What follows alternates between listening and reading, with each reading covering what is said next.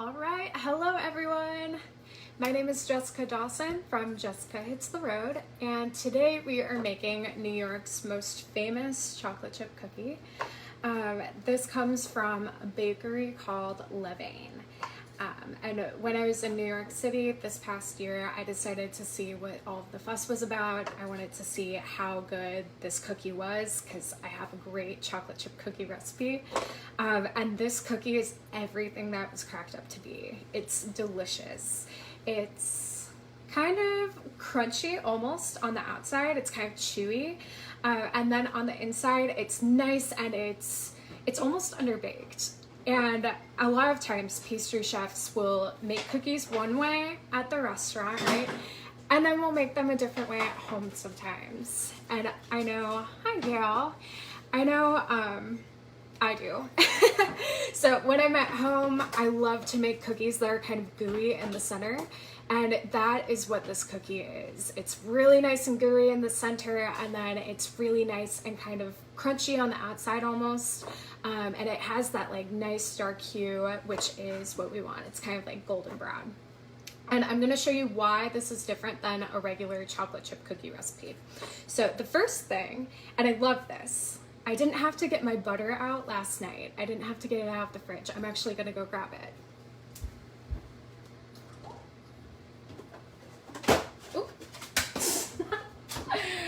Okay, butter right out of the fridge.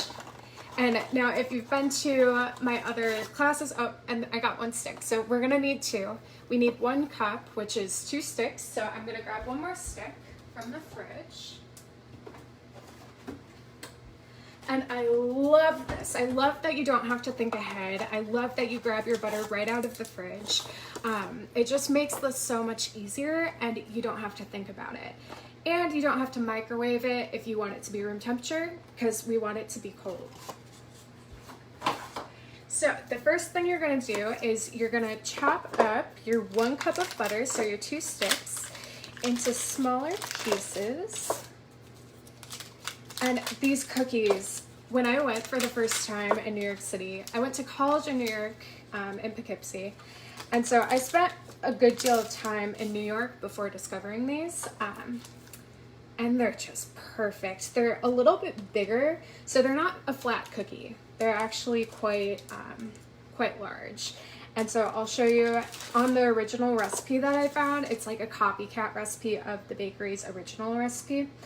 They say it makes 6 cookies. So I'm gonna show you the batter that we're using and how much that they use. But they use all of that batter and distribute it to 6 different cookies, which if you're at home and that's what you wanna do it. I try to like spread it out. We had them for breakfast, so I made them smaller. My 13-year-old brother came down and he said, "You made cookies?" Because I made a couple earlier so I can show you because they have to set up. I said, "Yeah, shh, like have one for breakfast." And my mom came in the room. She's, "Nikki's having cookies for breakfast?" And we like looked at each other. But she had one too, so. All right, and I'm just chopping these. Again, it doesn't really matter how big these are. We are gonna go into our KitchenAid. But you want it to be manageable for your KitchenAid. You can't just throw a whole stick of cold butter into a KitchenAid. So we're chopping that up to make it more manageable. And do you know what I learned last week? I learned that KitchenAid used to be owned by Hobart. And so that's a professional industrial mixing company. So that's the kind we use in restaurants. KitchenAid was then taken over by, well, KitchenAid.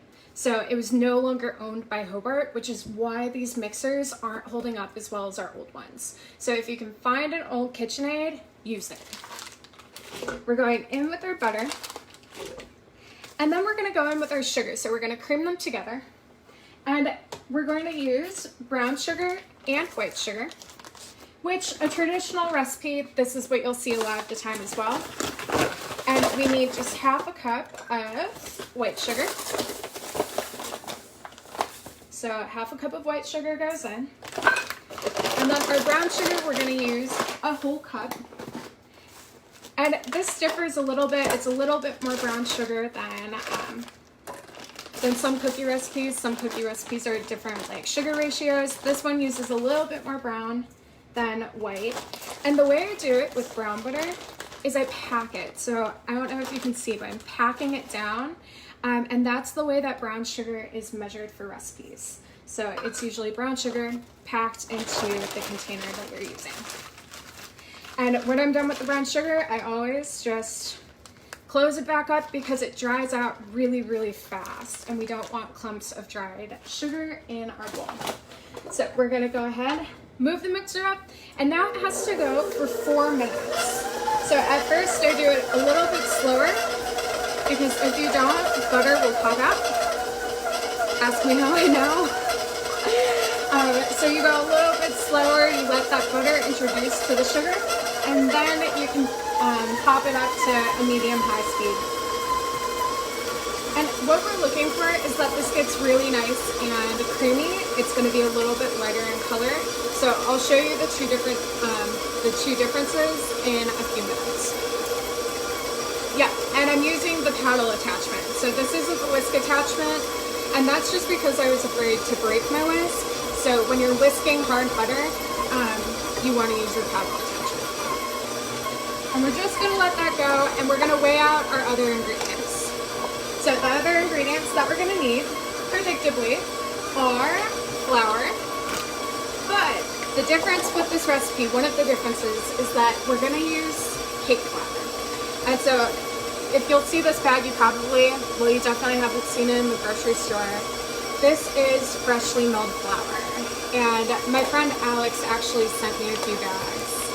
I was having like a terrible time making sourdough. And when Alex I sent him a picture. I had burnt my sourdough. I had been making it for 2 days. It took me 2 days to like really love it and babysit it. And then I burned it in the oven. And I sent Alex a question because he's a professional bread baker. He's the head bread baker for Lost Larson. I said, Alex, is this too embarrassing to post? And I sent him a picture of my burned bread. And in response, he didn't answer that. But he sent me a pan that would help my crust, so a large pan. And he sent me really cool flours to start working with.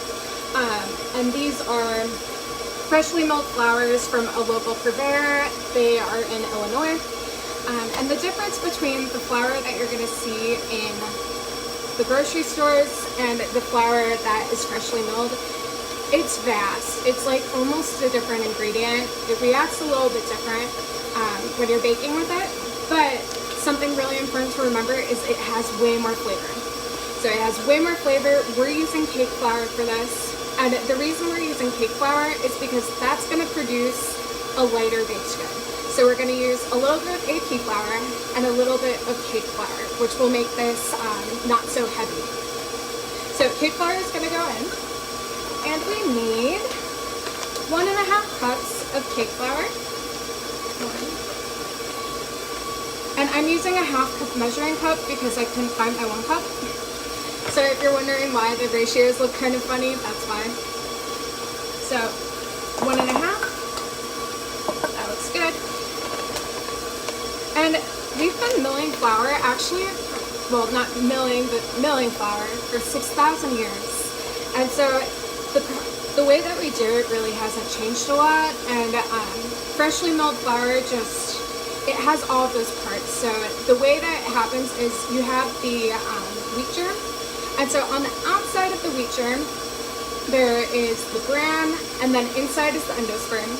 And on the inside of that, it's like this little tiny part of it, there's the germ. And so if it were like replanted, the germ is what makes it turn into another plant.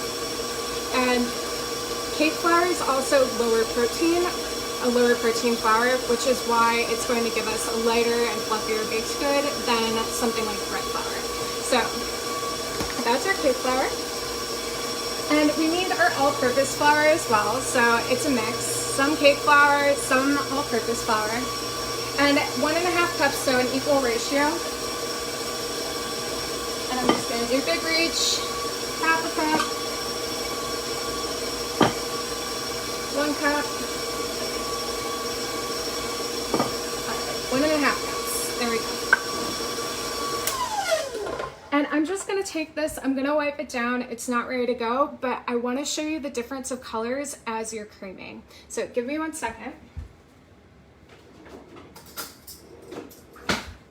So as you're creaming, a lot of times the mistake home bakers are making is they're not creaming their butter enough. And so the butter,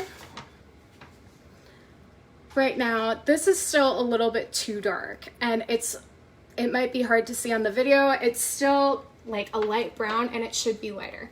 So we're gonna go back up, and I'm gonna wipe down the sides of this because I want it to be all incorporated.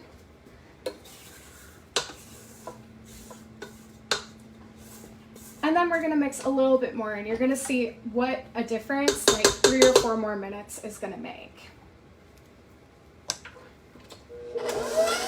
Now, let's say that you had room temperature butter, you could definitely use that. So room temperature butter would work for this, but you would have to beat it a little bit less.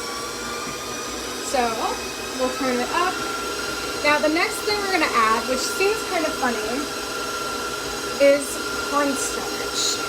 And the cornstarch, what this does, and what it does in other baked goods, is it's generally a thickening agent. So this is going to kind of help them to keep their shape. We only need about 1 teaspoon. So 1 teaspoon of cornstarch goes right in. And I like to do this as I'm going. So I like to measure everything as this is mixing. It just makes this a little bit faster. Now, baking soda, and we need, and there's no baking powder in this actually. So you're not usually going to see cornstarch in cookie recipes. You're usually going to see either a combination of baking powder and baking soda, or just baking powder, but this has just baking soda. And the reason why it has just baking soda is because it's reacting with that brown sugar. And so baking soda is going to give the cookies, they're going to be darker than if we were using baking powder.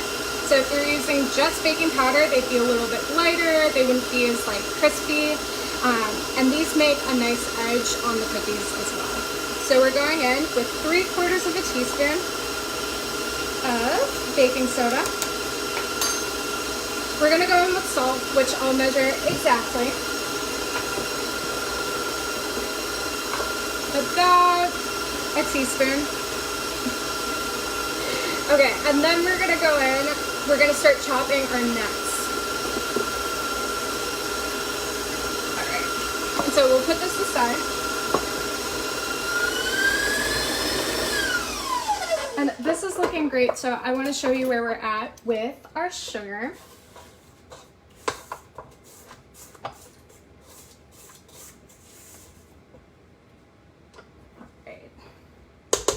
So I'll get the other spoon and I'll show you what it looks like now. And I hope you can see on the video. Can you see the difference? So this one is way lighter than this one. And even when you touch them, that one feels like way more light. It's because it's been aerated by all of that sugar being pulled through the butter. And so this is perfect. This is where we want to be at. So I'm just gonna add our sugar back. And then we're gonna add our eggs. So once you're at this point, you're ready to go, you can add your eggs. You don't wanna add both of them at once. So the way I'm gonna do it is I'm gonna add 1, and I crack it on the counter rather than on the side of the bowl, because a lot of times when you're cracking on the side of the bowl, that eggshell is gonna wanna come in. And so you do it 1 at a time. And you just want it to be incorporated before you go to the next one.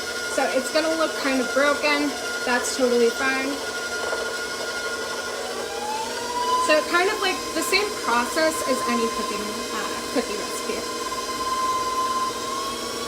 Just different ratios of ingredients.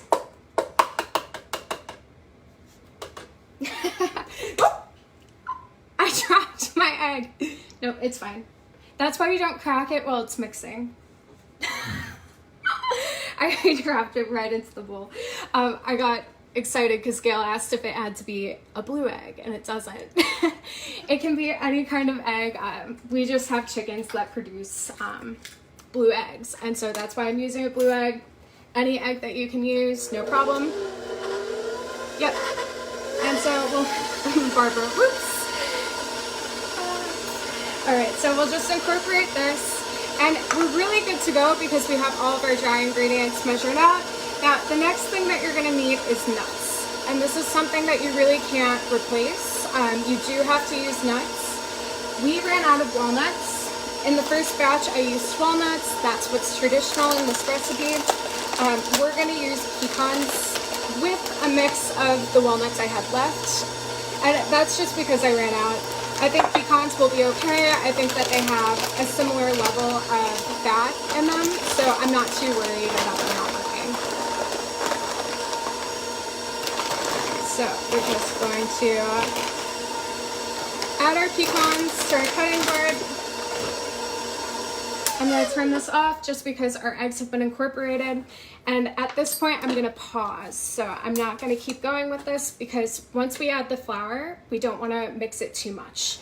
So we're going to chop our pecans. And you need actually 2 cups of nuts for this. You need 2 cups of nuts and 2 cups of chocolate chips. And this is a part of why they have such nice structure. Now, Levain Bakery's cookies are known for being, they're not flat. They're known for being like really high and really nice. And part of that is having enough nuts in them. Right. And when I had these at Levain Bakery in New York City, I couldn't find their original store. And so I asked these guys on the street, and they were really nice, and they pointed me in what they thought was the right direction, which was never determined because I decided to go to their second location instead. And I only could get 2. So I got 2. I didn't want to be over ambitious. And I regretted it. I wish I had bought so many more of these, but they're really filling because they're huge. They're really big cookies. And that's what they're known for. Levain's Bakery, it opened in 1995, and then they had a second location in New York City in 2000. So pretty fast they had 2 locations. They're just so popular. It's kind of like the cookie your mom is making, or like the cookie you wish you could make. And this recipe is truly, it's like almost identical to the one that they make. So this is pretty good. And when I'm cutting these nuts, I just want to point out that the way I'm holding my knife is I'm taking my thumb and I'm taking my pointer finger, and instead of putting that pointer finger on top, I take these 2 and I pinch the side of the knife. So I'm pinching it because one of the first things they'll teach you in culinary school is if you put your finger on top of the blade, it's really easy to lose it. And so this just makes it really easy to rock back and forth. The other thing that they'll teach you right away is that you want your other hand to be on top of the blade just to make sure it's not coming up. But those fingers have to be up. So they have to be pointing up. You don't want to let them get lazy and have them go down because it's a really fast way to lose your fingers. And so when you can chop like this and when you can go back and forth, you look like a professional chef already. And it's just really easy to do. Now I want to show you the size and what we're looking for. So this is the size. You can see they're still large enough that you're going to taste them. They're not completely minced. And this is what we want. So we have a couple of large pieces with smaller. And we're going in to our measuring cup. Again, I'm using pecans and I'm using a mix of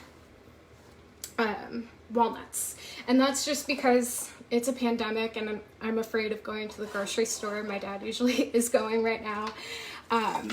And so I decided to just use our pecans that we had. And we'll see I'll write later about the taste difference and how it went. So we need 2 cups. And this looks great. We have 2 cups. And you'll notice that I'm going into a liquid measuring cup, which is usually a no-no. But with this amount of nuts, that's the way I do it. So at this point, now we're ready to go ahead. We have our butter and we've creamed our butter and our sugar. We have our eggs in our mixer. Now we're gonna go ahead and add our dry ingredients. So our cake flour, our all-purpose flour, our salt, our cornstarch, and baking soda.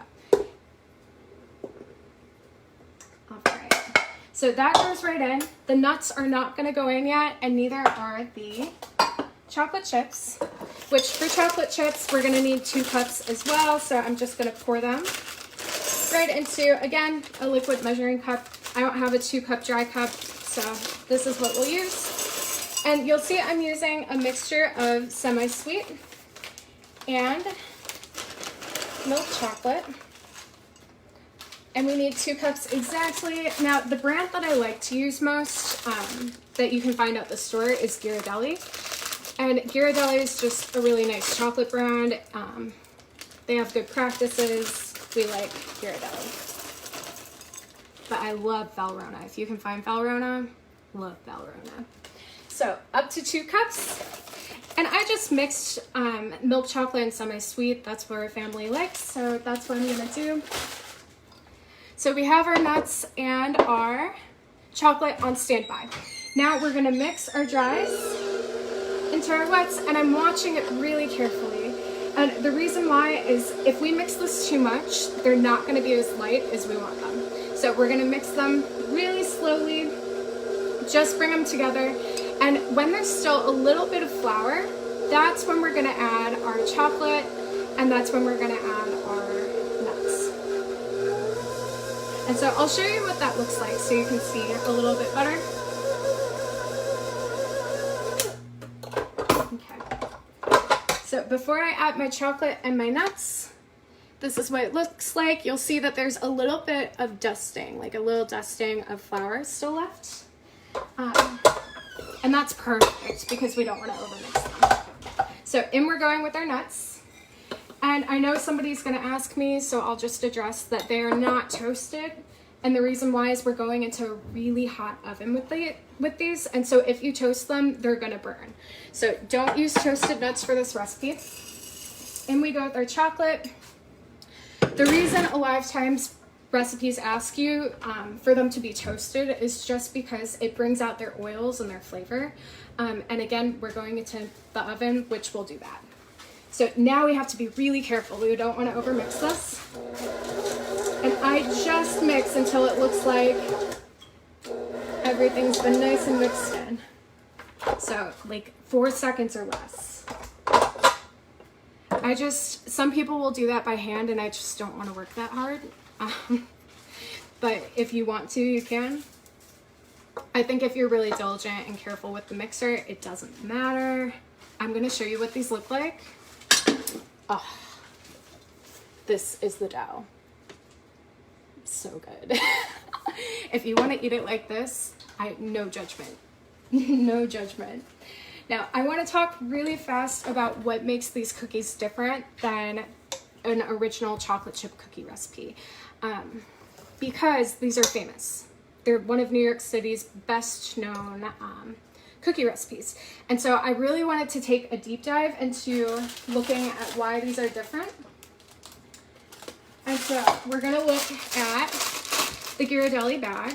And so the regular cookie recipe and the one that most people are making in their home comes from here. Yes, this is what they call 8 cookies, gal. They say that they made 8 cookies from this, and I just can't believe that. Which we could try, but we probably won't. Okay, so Ghirardelli, let's take a look. So the difference, and I'm just looking at the recipe on the back of this, and the major differences that I see with the recipe we just made and Ghirardelli's is that we're using more flour. And so more flour is going to mean that they're not going to be as flat. They're going to be higher up cookies. They actually only use baking soda as well. And they're using brown sugar, which makes sense because it's reacting off of that. They're using 2 sticks of butter. We're also using 2 sticks of butter, but again, we have more flour. And here's a big one. Levain is so famous for these cookies that they won't give out any hints. They won't give out any hints about why they're so good, except they told everyone that they do not use vanilla extract. So that's another major difference with these cookies. I didn't forget it. They just don't use it. This also calls for 2 cups of chocolate chips, which we use 2 cups, and it calls for 1 cup of walnuts or pecans. And so we actually use 2 cups. So you can see there's a few major differences with this recipe in comparison to Ghirardelli's. The sugar is about the same amount. Okay. And we have a question on where you can buy cake flour, and you can find cake flour at your regular grocery store. I know King Arthur makes great cake flour if you can find that, but you can find it really anywhere. All right. And so next we're gonna scoop these, and we're gonna decide, I'm gonna decide not to make 8 cookies out of this much dough, but genuinely at the bakery, they would probably use about this amount of dough to make 8 to 10 cookies. They're huge cookies.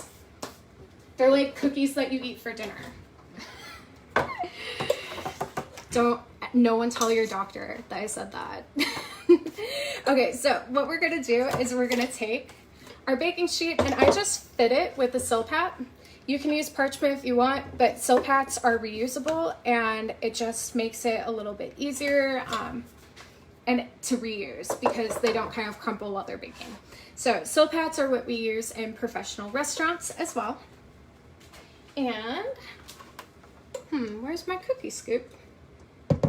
Oh, there it is. Okay, so we use a cookie scoop for this. You could use your hands if you want. I'm going to show you a test where I did both, and I liked the look of using a cookie scoop a little bit better, but this is a pretty small scoop, or it's an ice cream scoop really, but I use it for cookies more. And so the ice cream scoop, we're just going to go in to our bowl, and see that I have a bunch more. So I'm not just like leveling it off. I actually do want these to be quite large. So that's about the size that I want to make them. And so I just scoop in, and it's really easy. I love using cookie scoops. That's what we do in professional restaurants, is use cookie scoops or ice cream scoops rather for cookies. And it just makes things fast. Now, usually what you'd see in restaurants is people like leveling them off. So we wouldn't scoop that much in one. And we'd make them really even. Sometimes you would roll them after. And I did a test doing that as well, so I'll show you that. But let's do 1, 2 more. And so the oven temperature, I set this oven right before you got here, and I set it to 410 degrees. It's another huge variation from most cookies. So have you ever heard of a cookie recipe going in at 410? It's really, really high. And the reason why is because in addition to the additional flour, in addition to more nuts, in addition to that cornstarch, which is going to make sure, all these things will ensure that they don't flatten out, we're going in at a higher temperature. And so that's going to set these up way faster, and it's going to keep them from spreading out. It's going to keep them gooey on the inside, which is what we want. And it's going to make them nice and kind of almost crispy on the outside. So into the oven we'll go, 410 degrees. And I'm going to set my timer. Let's see if I can work this timer. I'm going to set my timer for 9 minutes. Oop, there we go. So 9 minutes, that's it. And in the meantime, oh, Ryan, hi, my twin's here. And he's coming by the house, so I'm gonna send cookies for you. So I wanna show you the cookies revealed in 9 minutes. This is what you'll have. And I did a few different tests, so I wanted to show you. But on the inside of the cookies, let's like break one open. These cookies are so good, you guys. So on the inside of these cookies, can you see? Oop. They're like perfect on the inside, and they're really gooey on the inside. and you can see they're nice and crunchy on the inside, or on the outside. That is your visual cue. When they get nice and kind of golden on the outside, that's when you pull them. And I want to show you a couple of the tests I did because I wanted to make sure that we were making some like Levain. And so, room temperature. These are the ones I baked at room temperature. And this is the one where I rolled it. So I used my hands, I rolled it. You can see it looks nice and kind of uniform, but I kind of like the one where it's not. And so this is the one I used with the cookie scoop where I really didn't change the formation of it. You can do either, but I like this one a lot. And then I did chilled. So I chilled them because most bakeries, what's happening is they're pulling their dough from the refrigerator. So I wondered if this made a difference, and it does a little bit. It means that it's a little bit higher, so it doesn't sink down as much. And so you can see this is the one that I put in the fridge. This is the one with the rough dough where I didn't use my hands and make it smooth. Now this one was also chilled, but what I did with this batch is I went ahead and while it was still cookie dough, I smashed it down a little bit before I baked it. And I think the winner is the chilled one. So it's the chilled one where you're using an ice cream scoop. And so I love it because it's less work too. You don't have to do a lot of work with this. You just pop them on the tray, put them in the fridge for 20 minutes, and then you can bake them. And so let's see what the inside of these looks like. I wanted to compare the inside as well to see if there's any differences. So we'll take one from room temperature and we're going to take the other from the chilled section. Oh my God. Oh, okay. So, this is the one from the chilled. And I mean, that's perfect. That's the kind of cookie I want to eat. And I think that's where Levain just did a really nice job. They created cookies that maybe aren't perfect by the standards of all pastry chefs, but by people's tastes and people's standards, especially in America, this is what we want to eat. We want to eat those nice, like really gooey cookies. And so this is the one where we didn't chill it. And so it's actually, I baked them for the same amount of time. And so you can see the one that got chilled is a little bit gooier, and I really like that. So my suggestion is that you chill these before you bake them. You use a cookie scoop, and you use this recipe, which is a little bit different, like we talked about, than regular cookie dough recipes. I'm gonna post this a little bit later, so I'm gonna post this on my website a little bit later tonight so that you can go ahead and make them. If you do, send me a picture. I would love to see them. And it's really like bringing New York to our kitchen, which I love. Yeah, and next week, if anyone has any requests for next week on what we want to make, go ahead and send them to me. But I'll see you on Friday at 12. And then in the meantime, if you're just looking for somewhere to go to a cooking lesson, you can. Gail Gand, which is a pastry chef who's here, who I started for when I was 14. She is doing Facebook Live classes as well. And she's doing them on Tuesdays and Thursdays. We planned out so we didn't overlap. She's doing them on Tuesdays and Thursdays at 10:30 in the morning. Tuesdays are going to be savory, and then Thursdays are going to be something sweet. And a little bit more, if anyone's looking for a great fish class, I'm teaching a fish class through Aloha Farm, which I will repost on the 4th. And so we'll be making dinner together, and you'll get the recipe ahead of time. We can make it together, and you'll have something on the table after our class. And we'll do that over Zoom, which will be a lot of fun. And I'm teaching kids classes. So I'm teaching a lemon bars class for kids who are 7 to 12.